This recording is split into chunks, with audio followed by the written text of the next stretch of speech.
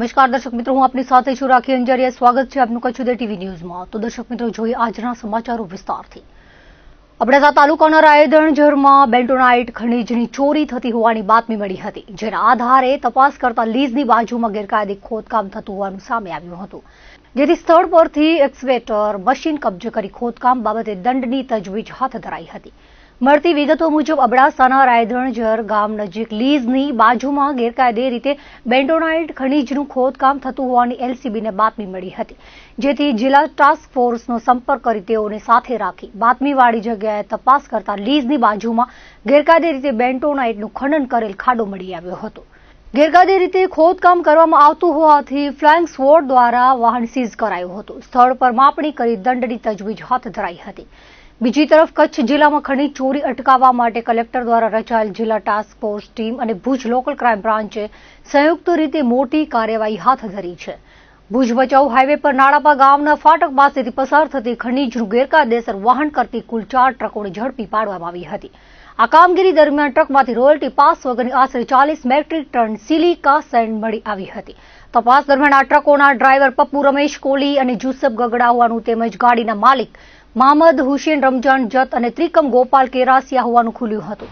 તંત્ર દ્વારા અંદાજે 24 લાખની કિંમતના મુદ્દામાલ સાથે સિલિકા સેન્ડ ભરેલી આ બંને ટ્રકો કબજે કરી પદ્ધર પોલીસ સ્ટેશન ખાતે સોંપવામાં આવી છે અને આગળની કાર્યવાહી કાયદેસરની તેજ કરવામાં આવી છે। આ ઉપરાંત તે જ સ્થળેથી ચાઇના ક્લે ભરેલી અન્ય 2 ટ્રકો પણ ઝડપાઈ હતી, જેમાં અંદાજે 6 મેટ્રિક ટન જેટલો ચાઇના ક્લેનો ઓવરલોડ જથ્થો ભરેલો હતો।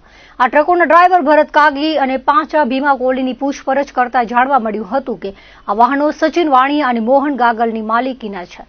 ઓવરલોડ માલ ભરેલી આ બંને ટ્રકો પાસેથી સ્થળ પર જ દંડની વસૂલાત કરવામાં આવી હતી।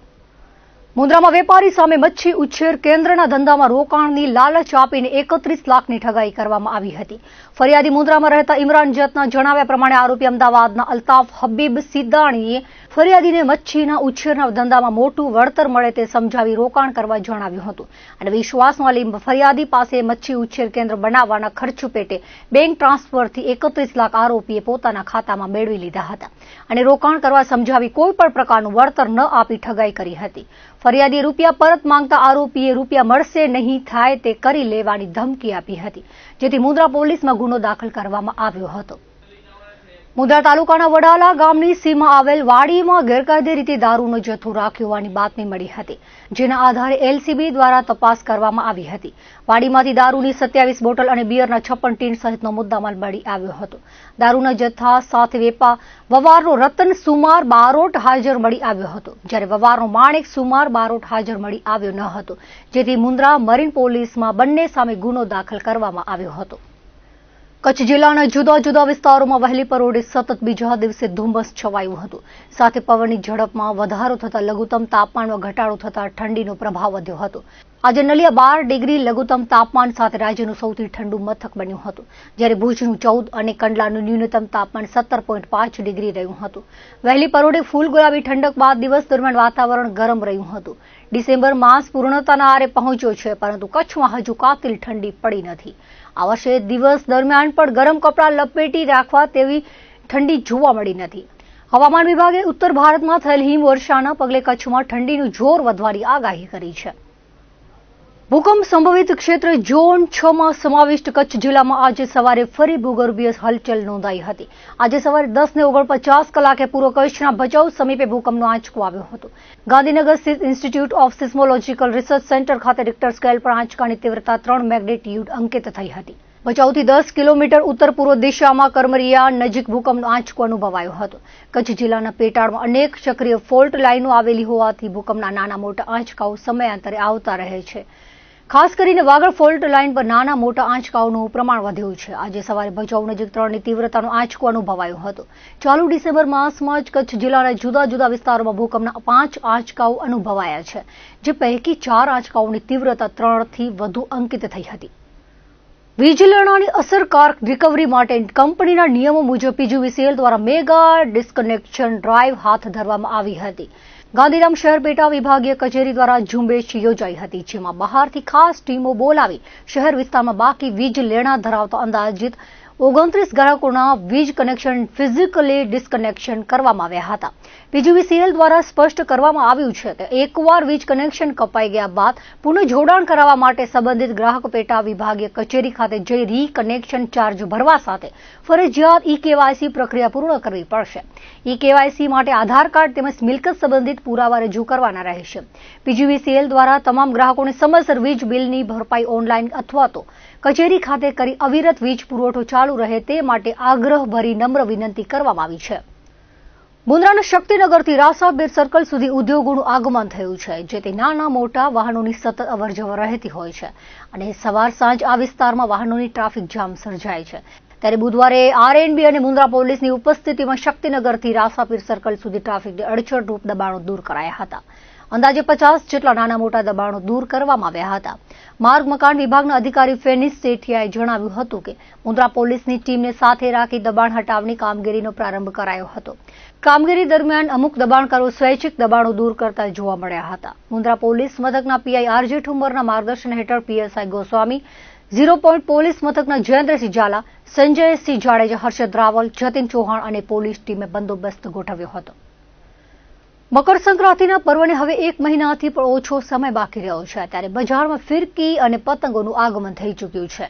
હોલસેલ તેમજ રિટેલર દુકાનધારકોએ વિવિધ વેરાયટી અને અવનવી ડિઝાઇનોના પતંગો તેમજ ફિરકીનો સ્ટોક કરી રાખ્યો છે. ત્યારે સિઝનેબલ વ્યવસાય કરતા ભુજના પરેશભાઈ પતંગવાલાએ જણાવ્યું હતું કે છેલ્લા 37 વર્ષથી પતંગના વ્યવસાય સાથે સંકળાયેલો છું. આ વર્ષે ખંભાતી પતંગ, અઢી હેવી કાર્ડ અને ચીલના પતંગની વધુ ડિમાન્ડ છે. ગત વર્ષ કરતા આ વર્ષે ફિરકીમાં શોર્ટેજ રહેવાની છે, કારણ કે ઝાકળ અને ધુમ્મસના કારણે માલ બનતો નથી, જેના કારણે આ વર્ષે બરેલીના ડોરની અછત રહેવાની છે. નવી વેરાયટીમાં ઝાલરવાળી પતંગ, પ્લાસ્ટિક પ્રિન્ટની પતંગો ગામડામાં વધુ ચાલે છે.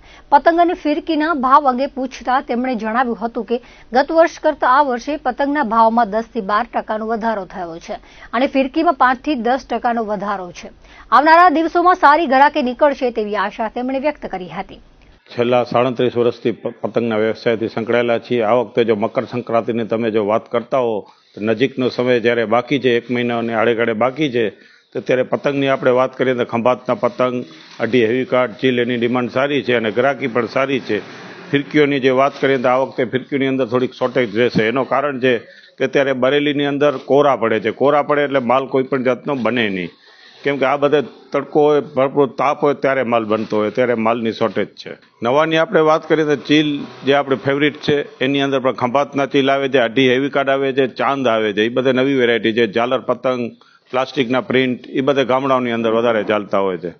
ભાવની વાત કરીએ તો પતંગની અંદર 10 થી 12% ભાવ વધારો છે. ફિરકીની અંદર 5 થી 10% એનામાં પણ વધારો છે. ગ્રાહકી દર વર્ષની આ વર્ષે પણ નીકળશે એવી આશા છે. ગ્રાહકોની જે આપણે વાત કરીએ તો હું રિટેલની અંદર જો વાત કરું તો જેટલી વહેલી તકે માલ લેવા આવશે તો વસ્તુ સારી અને રિઝનેબલ ભાવથી મળશે. બીજો ગામડાની જો વાત કરીએ તો પ્લાસ્ટિકના પતંગોની પણ અછત છે. ત્યારે લખપત તાલુકા એકતાનગર રામદેવપીર મંદિર ખાતે બિદડા સરોવર ટ્રસ્ટનો 52મો મેડિકલ કેમ્પ યોજાયો હતો. એકતા વિકાસ સમિતિ પાનદ્રોના સહકારથી યોજાયેલા કેમ્પનું મહેમાનોના હસ્તે દીપ પ્રાગટ્ય કરાયું હતું.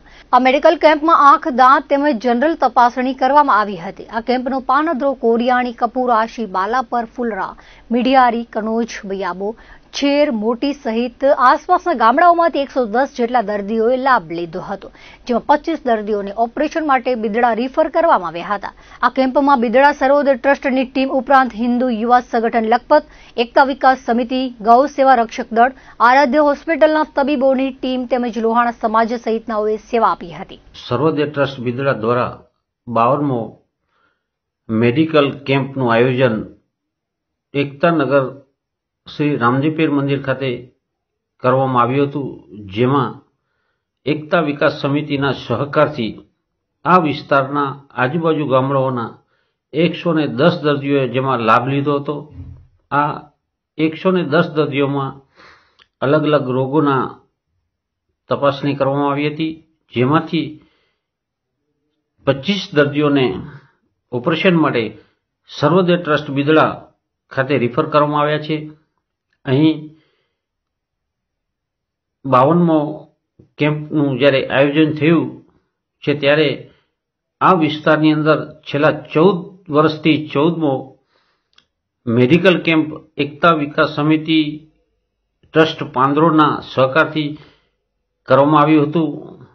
આ વિસ્તારની અંદર દર વર્ષે સર્વોદય ટ્રસ્ટ બિદડાની સેવાઓ મળતી રહે છે અને જે પણ દર્દીઓને ઓપરેશનની જરૂર હોય છે તે દર્દીઓને અહીંથી રિફર બિદડા કરવામાં આવે છે અને ત્યાં સર્વોદય ટ્રસ્ટ વતી ઓપરેશનો પણ કરી આપવામાં આવે છે.